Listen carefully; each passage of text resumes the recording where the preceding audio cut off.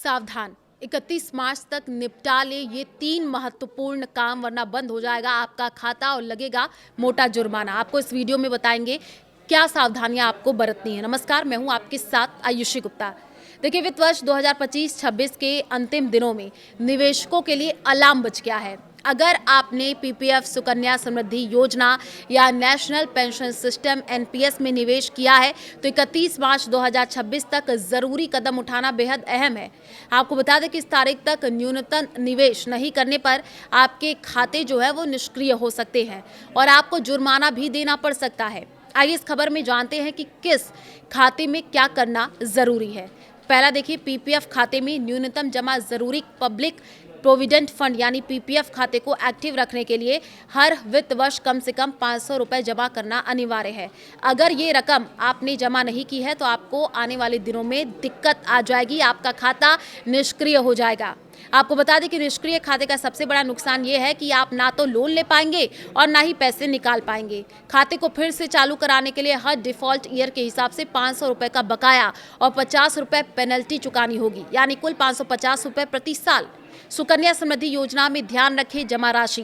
देखिए, बेटियों के भविष्य के लिए सबसे फेमस ये योजना हर वित्त वर्ष न्यूनतम 250 रुपये जमा करने की मांग करती है। अगर ये रकम 31 मार्च तक जमा नहीं होती है तो खाता डिफॉल्ट हो जाएगा। इसे फिर से चालू कराने के लिए हर डिफॉल्ट ईयर के लिए 250 रुपये के साथ 50 रुपये जुर्माना देना होगा। एनपीएस खाते को फ्रीज होने से आप बचा लीजिए। नेशनल पेंशन सिस्टम यानी एनपीएस में न्यूनतम जमा राशि 1000 रुपये प्रति वर्ष है। अगर टीयर 1 खाते में ये रकम जमा नहीं होती है तो खाता आपका फ्रीज हो जाएगा। टीयर 2 खाता लिंक होने पर वो भी प्रभावित होगा।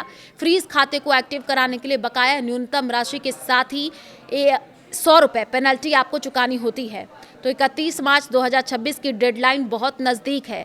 निवेशकों को चाहिए कि वो तुरंत अपने पीपीएफ, एसएसवाई और एनपीएस खातों की स्थिति जांचें और न्यूनतम जमा राशि सुनिश्चित करें। इससे न सिर्फ आपका खाता सक्रिय रहेगा बल्कि टैक्स बेनिफिट भी सुरक्षित रहेगा। समय रहते जमा करने से अंतिम मिनट की भागदौड़ और जुर्माने से बचा जा सकता है।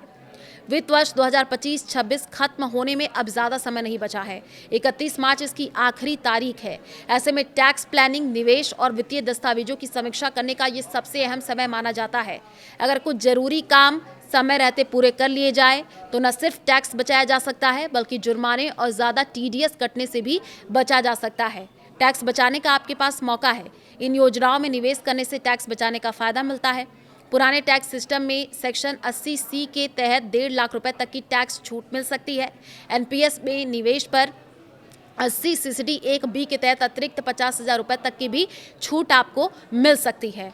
तो एनपीएस सब्सक्राइबर्स को होगा सीधा फायदा, बैंक भी बना सकेंगे फंड। जी हाँ, आखिरी तारीख अब आप मत भूलिए। अगर आपने अभी तक इन योजनाओं में न्यूनतम अमाउंट जमा नहीं किया है तो 31 मार्च 2026 से पहले ये काम ज़रूर पूरा कर ले। ऐसा करने से आपका खाता सक्रिय रहेगा और आपको टैक्स बचत का पूरा फायदा भी मिल सकेगा। होम लोन का ब्याज और मूलधन की अगर हम बात कर ले, अगर आपने होम लोन लिया है तो अपने लेंडर से वार्षिक लोन स्टेटमेंट या जो है ब्याज सर्टिफिकेट डाउनलोड आप कर सकते हैं। इनकम टैक्स एक्ट की धारा 24B के तहत होम लोन के ब्याज पर 2 लाख रुपए तक की टैक्स छूट मिलती है। इसलिए इन दस्तावेजों को समय पर अपने नियोक्ता को देना जरूरी है। टैक्स गेन हार्वेस्टिंग पर भी आप विचार कर सकते हैं। जिन निवेशकों के पास 12 महीने से ज़्यादा समय से इक्विटी शेयर या इक्विटी म्यूचुअल फंड है, वे वित्तीय वर्ष खत्म होने से पहले कुछ मुनाफा बुक करने पर विचार कर सकते हैं।